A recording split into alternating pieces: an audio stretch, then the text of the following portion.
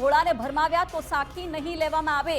કથાકાર મોરારી બાપુએ કહ્યું છે કે તાપી જિલ્લામાં જે પ્રકારે સતત ધર્માંતરણના બનાવો બની રહ્યા છે ને એમને સીધી જ આંગળી ચીંધી છે શાળાના શિક્ષકો સામે। તેમણે કહ્યું કે શિક્ષકો દ્વારા બાળકોને ભરમાવવામાં આવે છે, કારણ કે બાળકો ઘણા નાના હોય છે અને શાળાએ જાય ત્યારે શિક્ષક જે બોલે, જે શિક્ષક સમજાવે એને જ સાચું માની લેતા હોય છે। અને ખાસ તો એમને તાપીમાં જેટલા પણ શિક્ષકો છે એમાં 70% શિક્ષકો ઈસાઈ હોવાની વાત કરી, એટલે બાળકોના માનસ પટલ પર એ સીધી અસર કરતી હોય છે। કોઈ એક ધર્મને બીજા ધર્મ કરતાં ચડિયાતો બતાવવામાં આવતો હોય છે અને એ બાળકો છે એમાં પ્રેરાઈ જતા હોય છે, એવું માની લેતા હોય છે અને પછી આગળ જતા એ ધર્માંતરણ કરવાનું વિચારતા હોય છે। એટલે સતત કથાકાર મોરારી બાપુએ આ વધતી ઘટનાઓને લઈને શિક્ષણ મંત્રી પ્રફુલ્લ પાનસેરિયાને એમને પત્ર લખ્યો છે અને માંગ કર્યું છે કે આ બધી બાબતો છે જે ધર્માંતરણ થઈ રહ્યા છે એને અટકાવવા પડશે, કારણ કે પરિસ્થિતિ વધારે ખરાબ થઈ શકે છે। તો પ્રફુલ્લ પાનસેરિયાએ પણ આ બાબતને ગંભીરતાથી લીધી છે। તેમને પણ કહ્યું છે કે હા, જો આવી કોઈ બાબતો છે,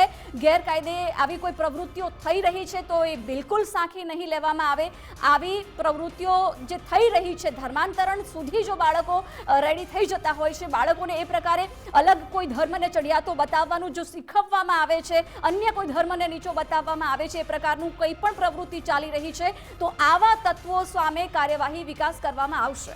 બિલકુલ, આ ધર્માંતરણ એવો મુદ્દો છે કે જેના પર ઘણા લાંબા સમયથી ચર્ચા વિચારણા થઈ રહી છે, તેના પર જોરદાર રાજકારણ પણ થાય છે ને તેના કારણે રાજકીય રોટલા પણ શેકવામાં આવતા હોય છે। પરંતુ આ વખતે તો વ્યાસપીઠ પરથી આ મુદ્દો ઉઠાવવામાં આવ્યો અને એક નહીં બે મંત્રી સમક્ષ મોરારી બાપુએ આ વાત મૂકી છે। પહેલા ગૃહ રાજ્યમંત્રી હર્ષ સંઘવી સમક્ષ પણ આ વાત મૂકી હતી, તેમણે મુદ્દો ઉઠાવ્યો તો કેવી રીતે ધર્માંતરણ થઈ રહ્યું છે। અને હવે શિક્ષણ મંત્રી પ્રફુલ્લ પાનસેરિયા સામે પણ તેમણે વાત મૂકી છે અને તેમાં તો સીધો જ તેમણે એક ખાસ સમુદાયના, ખાસ ધર્મના લોકોનો ઉલ્લેખ કરીને કહ્યું કે આ સમુદાયના, આ ધર્મના જે શિક્ષકો છે એ ધર્માંતરણનું કામ ચલાવી રહ્યા છે। આપણા બંધારણમાં હક છે કે તમે કોઈ પણ ધર્મની પ્રેક્ટિસ કરી શકો છો, કોઈ પણ ધર્મને તમે પ્રચાર પ્રસાર જે પણ ધર્મ તમારે અપનાવવો હોય એ અપનાવી શકો છો, પરંતુ સ્વેચ્છાએ। પરંતુ જો બળજબરીપૂર્વક તમને ઠોકી બેસાડવામાં આવે અથવા તો તમને ડરાવવામાં આવે, ધમકાવવામાં આવે, તમને લાલચ આપવામાં આવે તો ચોક્કસથી એ ગુનો બને છે। અને એ બાબતે આપણે ગુજરાત સરકારે કાયદો પણ બનાવ્યો છે। વર્ષ 2003માં કાયદો હતો,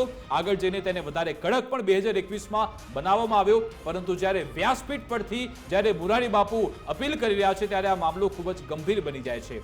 કેવી રીતે મોરારી બાપુએ ફરી એકવાર શિક્ષણ મંત્રી સમક્ષ આ મુદ્દો ઉઠાવ્યો હતો, શું કહ્યું તેમણે તે સાંભળીને ત્યારબાદ પ્રફુલ્લ પાનસેરિયાએ શું જવાબ આપ્યો એ પણ સાંભળ્યું। ગુજરાત સરકારે સારું કર્યું કે સ્કૂલમાં બધાના વિદ્યાર્થીઓને ભગવદ્ ગીતા પહોંચાડવામાં આવે છે। ગીતા જયંતિ આટલો ગીતાનો પાઠ કરે, પણ તકલીફ શું થાય છે કે 70% શિક્ષકોમાં 75% શિક્ષકો ઈસાઈ છે, એટલે આ કંઈ થવા દેતા નથી, આ કશું થવા દેતા નથી। પગાર સરકારનો ખાય છે અને ધર્માંતર કરાવે, ત્યારે થોડાક મારે તમારે બધાએ જાગૃત થવાની જરૂર છે। કેટલું મોટું કામ કર્યું આપણી સરકારે, ભગવદ્ ગીતા એના પાઠો, અને આપણે કહ્યું કે એ બધાનું પારાયણ થાય, અહીંયા નથી વેચવામાં આવતું। આ એક સમસ્યા છે, આ એક સંકટ છે, આ એક સંકટ છે। પૂજા અર્ચના કોઈ પણ પ્રકારની હોઈ શકે, એમનો મને વાંધો નથી, પરંતુ એમના મલિન ઈરાદા દ્વારા જ્યારે ભોળા વિદ્યાર્થીઓના મસ્તિષ્ક પર જો ખોટી ધર્મ પ્રચારની વાતો થતી હોય તો સાખી લેવામાં નહીં આવે। તો આજ અંગે વાતચીત કરીશું। આપણી સાથે સાંસદ મનસુખભાઈ વસાવા જોડાઈ ગયા છે। મનસુખભાઈ, ધર્માંતરણ વિશે તો આપ હંમેશા ખુલીને બોલો છો અને વ્યાસપીઠ પરથી આ મુદ્દો ઉઠાવવામાં આવ્યો। પહેલા તો ગૃહ રાજ્યમંત્રી હર્ષ સંઘવી સમક્ષ આ વાત મુકાઈ અને હવે પ્રફુલ્લ પાનસેરિયા સમક્ષ પણ આ વાત મુકાઈ છે કે ધર્માંતરણ ખૂબ જ વધી રહ્યું છે। આપને આના મૂળમાં શું લાગી રહ્યું છે, કયા કારણસર વધી રહ્યું છે? પહેલા કરતા હું વ્યક્તિગત માનું છું, મેં જોયું, પ્રત્યેક જોયું છે, વધી નથી, કંટ્રોલ થઈ રહ્યો, કંટ્રોલ છે। કારણ કે જે પહેલાની સરકારોમાં જે ખુલ્લેઆમ બે રોકટોક ચાલતું હતું, એમાં ભાજપની સરકાર આવવાની સાથે ઘણી બધી રીતે અટકી છે। પણ એનો જે પ્રવૃત્તિ પાછી બીજી પડદા પાછળ અંદર ખાને બીજી રીતના એમ નિરંતર ચાલુ તો છે જ, પણ બ્રેક તો વાગી જ છે. છતાં પણ અમારા ધ્યાનમાં જ્યાં પણ આવતો હોય ત્યાં અમે રોકવાનો વધારે પ્રયત્ન કર્યા છે. આજે સ્વાભાવિક છે કે મોરારી બાપુ જે વાત કરી છે એ બહુ, મોરારી બાપુ તો ખૂબ વર્ષોનો અનુભવ છે, ધર્માચાર્ય છે, આટલા મોટા વ્યક્તિ છે, એટલે કેટલા લોકો આ બાબતની રજૂઆત કરતા હશે. એટલે જે પણ કહ્યું છે એમણે ચિંતા વ્યક્ત કરી છે, ભૂતકાળમાં પણ એમણે ચિંતા વ્યક્ત કરી છે ધર્માંતરણ બાબતની. હું પણ સ્પષ્ટ માનું છું કે આદિવાસી ગરીબ લોકોને પટાવી ફોસલાવીને જે ધર્માંતરણ કરાવે છે એ તદ્દન ખોટું છે અને ગરીબ આદિવાસીનો મજબૂરીનો અજ્ઞાનતાનો લાભ મનસુખભાઈ, એ લઈ ખોટું તો છે જ, પરંતુ એના મૂળમાં શિક્ષણનો મુદ્દો પણ છે. આખરે કેમ એમને લાલચ આપવામાં આવ્યો છે કે તમને ફ્રી શિક્ષણ આપીશું? જો સરકાર તરફથી એ ફ્રી શિક્ષણ નિર્ધારિત કરવામાં આવે તો પછી તેમને કોઈ લોભ લાલચ આપી જ ન શકે, પછી કોઈ ધર્માંતરણ ન થાય. મોરારી બાપુ એમ જ કહ્યું કે ઘણી બધી એવી શાળા છે કે જ્યાં ફ્રી શિક્ષણ નથી, શિક્ષણની વ્યવસ્થા નથી, શિક્ષકો નથી, એના માટે આ લોકોને મોકો મળી જાય છે. ના, શિક્ષણ તો આજે છે, પહેલા કરતા હમણાં ઘણી બધી શિક્ષણની સુવિધા છે. ઇન્ટર વિસ્તારમાં પણ સ્કૂલો ખુલી છે, કોલેજો ખુલી છે. નર્મદા જેવા જિલ્લાની અંદર મેડિકલ સ્કૂલ, એન્જિનિયરિંગ કોલેજ ખુલી છે.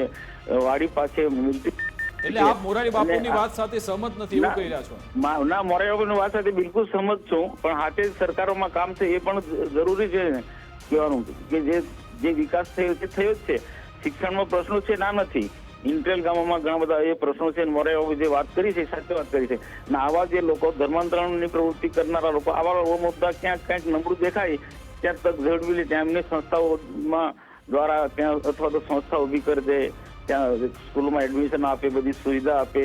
ત્યાં ઘણા એવા અભ્યાસક્રમો ચાલતા હોય તેવામાં સિલેક્ટ કરીને, દાખલા કે નર્સિંગ જેવો સ્કૂલ એ કરીને કે ત્યાં કોઈ અલગ રાજ્યમાં જઈને એમને દીકરીઓને ભણાવતા હોય, ફ્રી ભણાવતા હોય.